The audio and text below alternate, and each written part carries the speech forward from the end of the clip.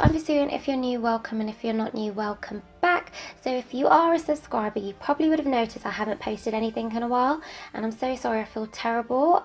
It's just been so manic that I haven't had a chance to craft anything, but I am back. I couldn't have missed the opportunity to kick off my new fandom crafts on the new Avengers film. And even though 2018 is still going to be pretty manic for me, I'm going to try my best to at least post a video once every few weeks. So if you do like this video, you like my previous videos, please do click that subscribe button, like or comment below. But yeah, without further ado, let's go on to the crafts.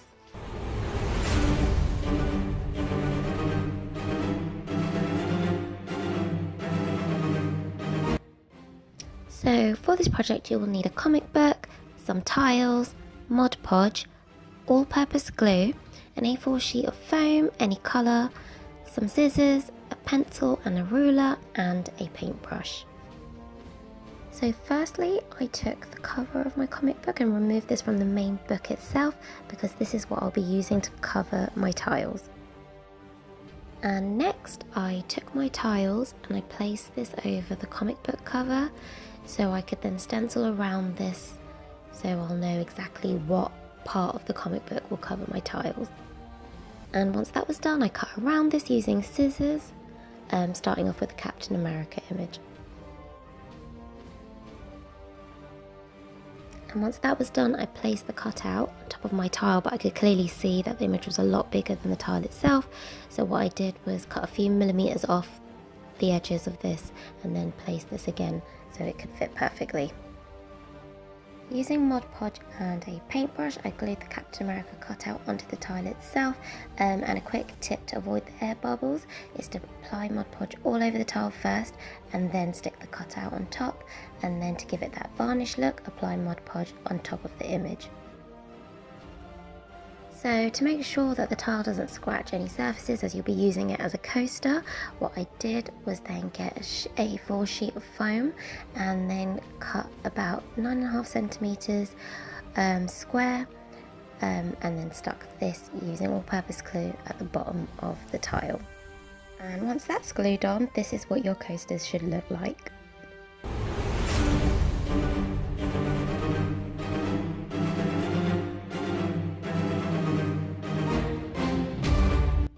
For this craft you'll need a bunch of things. So firstly you'll need a polyethylene sheet, no thicker than 5mm thick. You will also need something circular so you can stencil around to form the shape of your clock. I used a vinyl. I also used a paintbrush, pencil, craft knife, ruler, sellotape, scissors, kitchen tissue roll, some paint including red, white, blue and black, and PVA glue, and most importantly you already want to have a ready-made clock as well. So firstly, using my vinyl, I stenciled around this on top of the polyethylene foam, and not only did I circle around this, I circled also in the inside of the hole of the vinyl. And next, using my craft knife and cutting mat, I cut around this, including the little hole in the middle. And to smooth the edges of the hole in the middle, I actually just poked a pencil through this and kind of moved it around a little. Next, using some kitchen tissue roll, I took a few sheets and then started cutting these into square shapes. And with some PVA glue and water, I then started layering up the cutout tissue roll onto my circular cutout. Once I coated this with a few layers of tissue roll, I then just left this to dry. And next, taking my ruler and a pencil, I started dotting 3 centimeters away from the edge, 6 centimeters away from the edge, and 9 centimeters away from the edge, and I did this all the way around my new clock cutout. And this is what it should look like. Next, I started connecting the dots together to form the design of Captain America's shield. And then once that was done, I then stenciled a star-shaped design in the very center of the smallest circle. And once that's done, it's time to start painting. So taking my red paint, I started painting the red parts of the shield. And then next I did the same with the blue, and then finally with the white, And then what I wanted to do is make the edge of my clock look quite clean. So taking a bit of black paint, I then started painting the rim of the clock. Whilst you leave that to dry, you want to then take your clock and dismantle this very carefully. And then once you've done that, you want to then reassemble this back onto your new Captain America clock, making sure you're following the steps of the hands as the same way you dismantled it.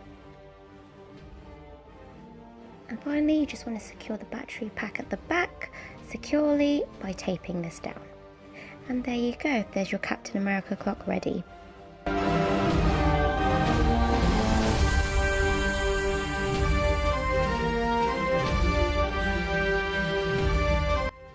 for this craft, you will need a polyethylene sheet of foam, a black Panther printout, some tracing paper if you don't want to draw freehand, pencil, PVA glue, kitchen tissue roll, some copper fairy lights that light up purple, a craft knife, cutting mat, paintbrush, black paint, some sellotape, and finally some scissors. So firstly, I took my tracing paper and stenciled around my Black Panther printout. And next you would want to do a trace and transfer by turning the sheet of tracing paper around so that the pencil marks are facing downwards on the polyethylene foam, and then you want to stencil on top of this using pencil again. And once you remove the tracing paper, you should have something that looks like this. Just for the purpose of the video, I went over the markings in pen so that you can just see it clearly, as the pencil markings were quite faint. So next, using a craft knife, I started cutting carefully around this. So one thing to note, this cutout was quite fiddly, so it did take some time, especially inside the actual Black Panther mask itself. So something just to be aware of. So once that's done, it should look something like this. So next, using some kitchen tissue roll, I cut these into small rectangular strips, and then with some PVA glue and water, I started gluing this onto the mask cutout. Again, this was quite fiddly in certain areas, so just take your time with this.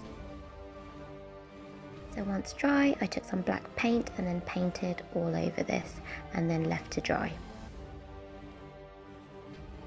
And once the black paint had dried, I then took my copper wire fairy lights and then started sellotaping this at the back of the mask. So you'll need quite a few tiny strips of sellotape to kind of hold it down, because what I found was that the copper wire would kind of open up the tape and then I would have to redo it again. So a few layers of tape should do the job.